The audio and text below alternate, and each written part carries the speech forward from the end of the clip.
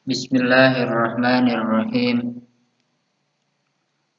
Assalamualaikum warahmatullahi wabarakatuh.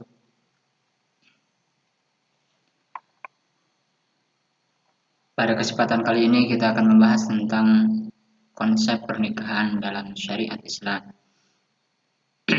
Sebelumnya kita bacakan doa terlebih dahulu. Bismillahirrahmanirrahim.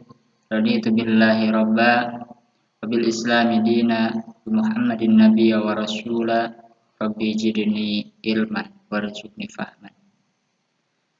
Konsep pernikahan dalam Islam. Kompetensi dasar menganalisis dan mengevaluasi ketentuan pernikahan dalam syariat Islam. Yang kedua, menyajikan prinsip-prinsip pernikahan dalam Islam dan memiliki tujuan pembelajaran. Di antaranya yang pertama, menunjukkan sikap bersatu dan kebersamaan dalam lingkungan masyarakat sebagai implementasi ketentuan pernikahan dalam syariat Islam dengan penuh tanggung jawab. Yang kedua, mendefinisikan makna pernikahan dalam syariat Islam. Yang ketiga, menganalisis dalil-dalil Al-Quran terkait materi pernikahan dalam syariat Islam. Yang pertama, nikah diartikan sebagai perjanjian antara laki-laki dan perempuan untuk bersuami istri dengan resmi pernikahan. Yang kedua, menurut syariat Islam, nikah itu berarti melakukan suatu akad perjanjian untuk mengikat diri antara seorang laki-laki dan seorang perempuan yang bertujuan untuk berhubungan suami istri antar keduanya atas dasar sukarela demi terwujudnya keluarga bahagia yang diridhoi oleh Allah Subhanahu wa taala. Yang ketiga, berdasarkan Undang-Undang Pernikahan Republik Indonesia Nomor 1 Tahun 1974 bahwa pernikahan adalah ikatan lahir batin antara seorang pria dan wanita sebagai suami istri dengan tujuan membentuk keluarga yang bahagia dan kekal berdasarkan ketuhanan yang Maha Esa. Selanjutnya ada tujuan nikah. Yang pertama, untuk memperoleh kasih sayang dari orang lain. Yang kedua, mengikuti sunnah Rasulullah. Yang ketiga, membentuk rumah tangga yang sakinah, mawaddah, warahmah. Yang keempat, selanjutnya ada hukum nikah. Hukum nikah itu dasarnya yaitu mubah, boleh. Dan bila hukum bisa menjadikan wajib apabila seseorang sudah mampu lahir batin, ada keinginan untuk melakukan pernikahan dan takut melaksanakan perbuatan maksiat atau beresiko terhadap zina, maka hukumnya bisa wajib. Bisa juga sunnah apabila seseorang mampu lahir batin, tapi seseorang itu bisa menjaga dari perbuatan maksiat atau tidak beresiko pada perbuatan zina. Bisa juga hukum pernikahan itu adalah bisa makruh. Sudah adanya keinginan tapi belum mampu memberikan nafkah lahir. Ya. Terus yang terakhir, nikah bisa juga haram apabila seseorang tidak mampu lahir batin ataupun ada niat seseorang itu setelah melakukan pernikahan atau setelah ijab kabul ingin menyakiti. Selanjutnya ada dalil rujukan pernikahan berdasarkan Al-Quran surah An-Nur ayat 32. Bismillahirrahmanirrahim.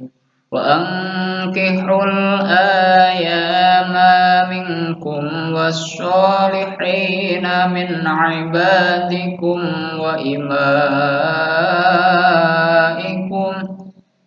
liyakunu fuqara'a yughnihimullahu min fadlih wallahu wasi'un alim. Ayat yang kedua terkait pernikahan. Bismillahirrahmanirrahim. Wa in khiftum alla tuqsitu fil yatama fankihu ma taba lakum minan nisa'i masna wa thulatha wa ruba'. فإن خفتم ألا تعدلوا فواحدة أو ما ملكت أيمانكم ذلك أدنى ألا تعولوا. Mahram karena pernikahan. Mahram karena nasab silsilah keturunan. Mahram karena nasab silsilah keturunan.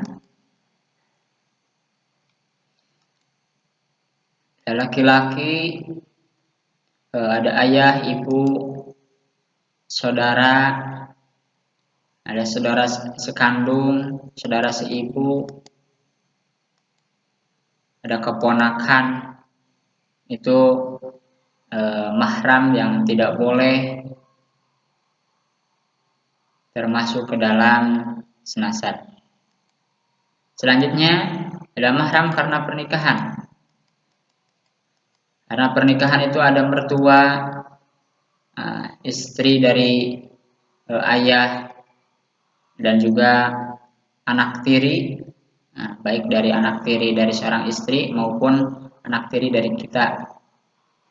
Terus selanjutnya mahram karena penyusuan.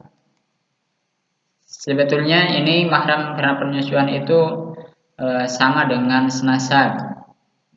Ada nenek, ibu, anak perempuan, dan sebagainya. Selanjutnya ada pernikahan terlarang atau nikah yang diharamkan. Yang pertama ada nikah sigor atau tukar. Nikah ini sebagaimana yang disabdakan oleh Rasulullah SAW. Nikah sigor adalah seseorang yang berkata kepada orang lain, nikahkanlah aku dengan putrimu, maka aku akan nikahkan putriku denganmu.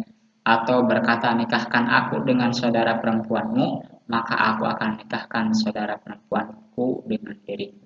Atau yang dinamakan tukar menukar, maka itu diharamkan untuk melakukan seperti itu.